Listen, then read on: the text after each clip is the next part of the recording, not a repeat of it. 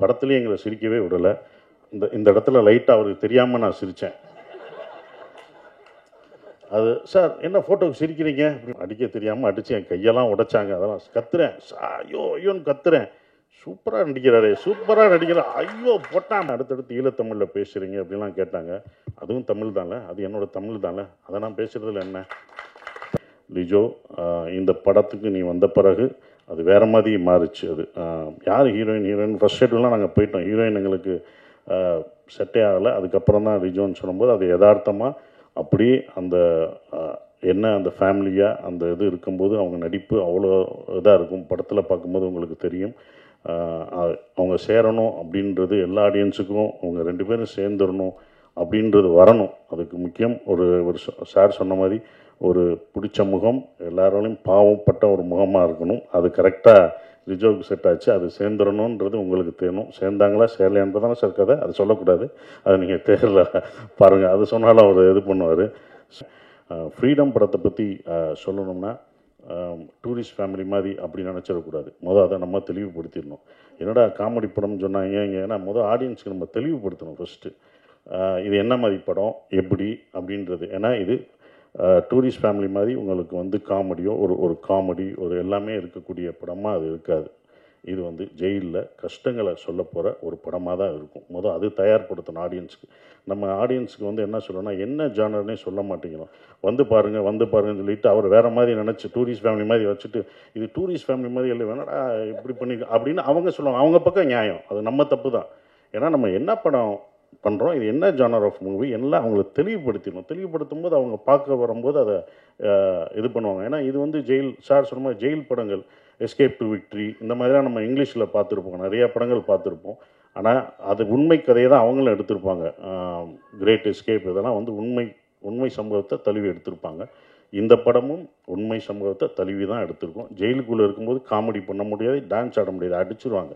சும்மா இது பண்ணுறதுக்கே அடி வெளுக்கிறாங்க. அப்புறம் எப்படி ஜெயிலில் இருக்கும்போது கொடுக்க மாட்டாங்க. ஸோ அப்படி இது 1991 நடந்த ஒரு கதை. 95 வரைக்கும் இருக்குது. 95 ஜெயிலில் பிரேக் பண்ணி தப்பிக்கிறவங்களை பற்றி 1000 அகதிகளை சந்தேக கேஸில் உள்ளே பிடிச்சிட்டு போய் அவங்க எப்படி குடும்பத்தை இழந்து அவங்க ஃபேமிலியோட சேர்ந்தாங்களா இல்லையா அப்படின்ற ஒரு விஷயத்தை சொல்லப்போகிற ஒரு படமாக தான் இந்த ஃப்ரீடம் இருக்கும். அவங்களுக்கு எப்படி அந்த விடுதலை வெளியில் கிடச்சதுன்றது நமக்கு அந்த இன்சிடெண்ட் தெரியாது. அப்போ நடந்தபோது 1995 இப்படி ஒரு விஷயம் நடந்திருக்கு. இப்படி ஒரு ஜெயில் பிரேக் வேலூரில் இப்படி சிறையில் இருந்து தப்பிக்க ட்ரை தப்பிச்சிருக்காங்கன்ற ஒரு விஷயத்தை நமக்கு தெரியாத ஒன்று. அது ஏன்னா அப்போ இவ்வளோ மீடியா இல்லை, ஒரு பேப்பர் செய்திகளாக தான் அது இருக்குது, பேப்பர் செய்திகளாக இருக்குது. அது இந்த படத்தில் நாங்கள் சொல்லியிருக்கோம். அந்த வலிகளையும் வேதனையும் இந்த படங்கள் அப்படியே சொல்லும், யதார்த்தமாக சொல்லும். படம் பண்ணும்போது இப்படி ஒரு படத்தை பாண்டி எடுத்ததுக்கு நன்றியை தெரிவிச்சுக்கிறேன். ஏன்னா ப்ரொடியூசர் தான் இதுக்கு அக்செப்ட் பண்ணணும். நான் திருப்பி கேட்டேன், ஏன்னா இப்படி ஒரு படம் நான் சந்தோஷமாக இருக்கேன் சார். இப்போ கூட படம் பார்த்துட்டு நல்லா இருக்குன்னு சொல்லியிருக்காரு. அதுக்கு ரொம்ப நன்றி. ஏன்னா ப்ரொடியூசருக்கு தான் அது பிடிக்கணும். அப்புறம் டைரக்டர், நான் ஏற்கனவே ஒரு படம் பண்ணிவிட்டேன், அவரோட ஒர்க் எனக்கு ரொம்ப பிடிக்கும். தோல்வியெல்லாம் கிடையாது, தோல்வியோ வெற்றியோ கிடையாது. நான் மேக்ஸிமம் பண்ணேன்னா புதுமுக இயக்குநர்கள் தான் பண்ணியிருக்கேன். மேக்ஸிமம் இல்லை, எல்லாரையும் அதிகமாக நான் பண்ணது 11-12 புதுமுக இயக்குநர்கள் படத்தில் நடிச்சிருக்கேன், ப்ரொடியூஸ் பண்ணியிருக்கேன். அதுக்கப்புறம் தோல்வி இயக்குநர்களுக்கு தான் நான் பண்ணியிருக்கேன். வெற்றியடைஞ்ச இயக்குனர் ஒன்று தான், அது நாடோடிகள் முடிஞ்சு போராளி சமுத்திரகனிக்கு மட்டும்தான் பண்ணியிருக்கேன். அதுக்கப்புறம் நான் பண்ணதே இல்லை. அது நமக்கு சில விஷயங்கள் இப்படி தான் பண்ணணும்னு வரும், நம்மளை தேடி அப்படி தான் வரும். அந்த மாதிரி தான் இருந்தது. ஏன்னா வெற்றி தோல்வியெல்லாம் பார்க்கக்கூடாது, அடுத்த அந்த ஸ்கிரிப்ட் என்னவா இருக்குது எப்படி இருக்குன்னு தான் பார்க்கணும். அப்படி தான் இந்த படத்தை நான் பார்த்தேன். சிவா சார் கொஞ்சம் சீரியஸாக தான் இருப்பார். ஏன்னா அவ்வளோ ஸ்ட்ரெஸ்ஸு அதனால தான் இருக்கும், சிரிக்க மாட்டார். படத்துலேயும் எங்களை சிரிக்கவே விடலை. இந்த இடத்துல லைட்டாக அவருக்கு தெரியாமல் நான் சிரித்தேன். அது சார் என்ன ஃபோட்டோவுக்கு சிரிக்கிறீங்க அப்படின்னு. சார் ஃபோட்டோவுக்குன்னா நாளைக்கு அவருக்கு ப்ரொடியூசருக்கு தேவைப்படுமே அப்படின்னு நினச்சி உங்களுக்காக தான் நான் அதெல்லாம் விட்டு வச்சுருக்கேன். நீங்கள் போடுறீங்களா சிரித்து போஸ்டர்லாம், அது உங்களை நினச்சி ப்ரொடியூசரை நினச்சி நான் பண்ணது. அன்றைக்கி போஸ்ட்டு கேட்பீங்க, எங்கே சார் மொதல் நாள் போஸ்ட்டு போடுறோம் சிரித்த மாதிரியே இல்லை, அதே மாதிரி வந்தார். அந்த ஒரு ஃபோட்டோவில் அங்கிட்டு சிரிச்சிருப்பேன், அதை எடுங்க, அங்கே நிறையா சிரித்து வச்சுருப்பேன் அப்படின்ட்டு தான் இருப்போம். ஃபோட்டோவுக்கு சிரிப்பேன், சார் நீங்கள் சிரிக்கக்கூடாது, சிரிக்காமல் எடுங்க எடுங்க.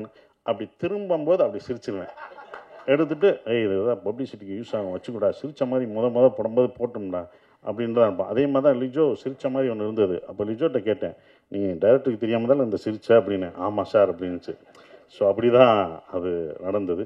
ஸோ அவரோட அந்த அந்த கன்சீவ் பண்ண ஒரு விஷயம் இப்படி தான் இருக்கணும், இப்படி தான் வேதனைகள் இருக்கும், இப்படி தான் இருக்குன்றது அழகாக அந்த சிறைச்சாலையில் எப்படி இருந்து எப்படி இது பண்ணாங்களோ அது நிஜமாகவே நாங்கள் ஒவ்வொரு அடியும் நிஜமாகவே விழுந்தது.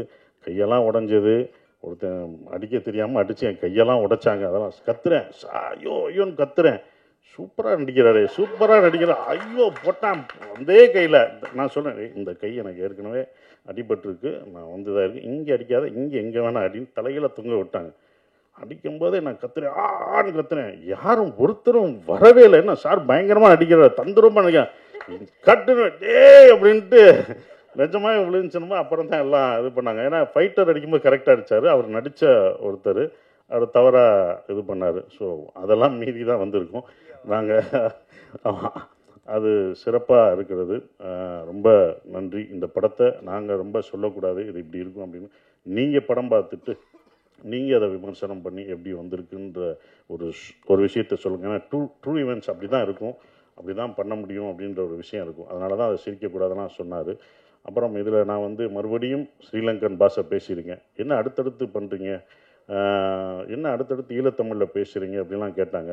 அதுவும் தமிழ் தானே, அது என்னோடய தமிழ் தானே, அதை நான் பேசுகிறதுல என்ன. 4 படம் 5 படம் வந்தாலும் அதே இதில் தான். நான் 10 படம் பண்ணாலும் அது பண்ணுவேன். அது தமிழ் படம் தானே, தமிழ் தான் நான் பேசுகிறேன் அப்படின்ற ஒரு விஷயம். அந்த தமிழ் இதுதான் முன்னாடி பண்ணோம், டூரிஸ்ட் ஃபேமிலிக்கு முன்னாடி பண்ண படம் தான் ஃப்ரீடம். அது பல தாமதங்களாகி அது வெற்றிகரமாக இவ்வளோ தூரம் கொண்டு வந்திருக்கிறதே ஒரு வெற்றி தான், தேட்டருக்கு கொண்டு வந்தது. அது எனக்கு ஸ்ரீலங்கன் பாஷை இங்கே பேசினது தான் நான் டூரிஸ்ட் ஃபேமிலிக்கு நிறைய யூஸ்ஃபுல்லாச்சு. அந்த அம்மா தான் நான் நிறையா பேட்டியில் சொன்னேன், என்றைக்கும் கற்றுக் கொடுத்த ஆசிரியரை மறக்கக்கூடாது, அந்த அம்மாவை நான் என்றைக்கும் மறக்க மாட்டேன். எனக்கு ஸ்ரீலங்கா அவங்க தான், எந்திரிங்கம்மா, அவங்க தான் எனக்கு. நான் எல்லா இன்டர்வியூலையும் சொல்லுவேன் மகேஸ்வரி அம்மாவை, அம்மா அவங்க தான் எனக்கு வந்து ஸ்ரீலங்கன் பாஷை நல்லா படுத்தி எடுத்துட்டேன். அது வேறு சில விஷயம் அவங்ககிட்ட கேட்பேன், இது கரெக்டாங்களோ அப்படின்லாம் கேட்பேன் நான். இல்லை நீங்கள் ரொம்ப இழுத்தெல்லாம் பேச வேணாம், அப்படிலாம் பேச மாட்டாங்க அப்படின்றத, நார்மலாக அப்படிலாம் பேச மாட்டேன், இப்படி தான் பேசுவாங்க அப்படின்னு சொல்லுவாங்க. ஸோ அவங்களுக்கு வாங்கம்மா, நீங்கள் வாங்கம்மா, வாங்க, உங்களை பார்க்கட்டும், வாங்க. யாரோ ஒரு அம்மான்ட்டுக்கிட்டு இருக்கேன், அந்த அம்மா யாருன்ட்டு நானும் 2 படத்துக்கு கதறிக்கிட்டு இருக்கேன், வாங்க என்னோடய சீட்டில் உட்காருங்க. ஸோ அவங்க தான் இந்த படத்துலேயும் நடிச்சிருக்காங்க, அவங்க டீச்சர். நன்றிம்மா, இவங்க எனக்கு குரு, கற்றுக் கொடுத்த அவங்க தான். அவங்க அப்படியே எங்களுக்கு சொல்லிக் கொடுத்தாங்க டீச்சர். அவங்க நிறையா நாங்கள் இது பண்ணியிருக்கோம். நன்றிம்மா, எங்களுக்கு 2 படத்துக்கு சொல்லிக் கொடுத்ததுக்கு. நீ அடுத்தடுத்த படங்களும் வருவேன். அவங்களுக்கு கொஞ்சம் பிஸி ஆக்கிட்டேன் நான். என்னென்னா இப்போ ஸ்ரீலங்கன் இந்த ஈழத்தமிழ் பேசும்போது படங்கள்லாம் வெற்றி அடையுது. ஏன்னா சுலபமாக ஈழத்தமிழ் பேசுகிற படங்கள் அவ்வளோவா வெளிவரதே கஷ்டம். அதுவும் வெற்றி அடைகிறது ரொம்ப கஷ்டம். அதை பார்ப்பாங்களா அப்படின்ற ஒரு டவுட்லாம் இருந்தது. இந்த படங்கள் யாரும் பார்க்க மாட்டாங்கன்றது. ஆனால் உலகத்தமிழர்கள் எல்லாமே அதை பார்ப்பாங்கன்ற நம்பிக்கை இருந்தது. அதை எப்படி கொடுக்கணும் அப்படின்றது இருந்தது. ஏன்னா ஒரு கான்ட்ரவர்சியான சப்ஜெக்ட் தான். அந்த கான்ட்ரவர்சியை நம்ம வந்து அதை தணிக்கை குழுவில் இதாகாமல் பார்த்துக்கிற ஒரு விஷயம் இருக்குது. அப்படி தான் 2 படமே எடுத்தாங்க. இது ஏதாவது கான்ட்ரவர்சியானாங்க, நான் நடிக்கிறதுனால கண்டிப்பாக கான்ட்ரவர்சியாக இருக்காது அப்படின்றத நான் உத்தரவாதம் கொடுத்துட்டேன். அப்படிலாம் எதுவுமே வராது.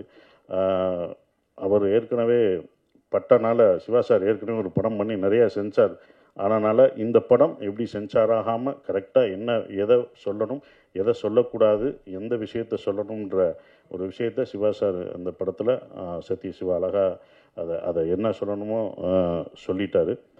ஸோ இது வந்து எந்த அரசியல் பேச போகிறதில்ல, எந்த அரசியலையும் யாரையும் கான்ட்ரவர்சியாக தாக்கி இந்த படம் பேசாது. ஆனால் மனிதர்கள் ஒரு இனத்தோட வலியும் வேதனையும் சொல்ல போகுது. அதுதான் அந்த படம். அவங்களுடைய வலி வேதனை, அவங்க எப்படி அதிலிருந்து வெளியே வர்றாங்க, அவங்களுக்கு அந்த சுதந்திரம் கிடைச்சதா அப்படின்ற ஒரு விஷயம். சுதந்திரம்ன்றது வந்து சொந்த மண்ணில், சொந்த நாட்டில், சொந்த மக்களோடு வாழ்கிறது தான் சுதந்திரம். அந்த சுதந்திரம் இல்லாமல் வெளியூர்களையும் வெளிநாடுகளையும் வாழ்கிற அவங்களுக்கு இந்த படத்தை நாங்கள் சமர்ப்பிக்கிறோம். இந்த ஃப்ரீடம் அவங்களுக்கு, அந்த சுதந்திரம் கிடைக்கட்டும், அந்த ஃப்ரீடம் கிடைக்கட்டும் கேட்டு நான் நன்றியை தெரிவிச்சுக்கிறேன். நன்றி, வணக்கம்.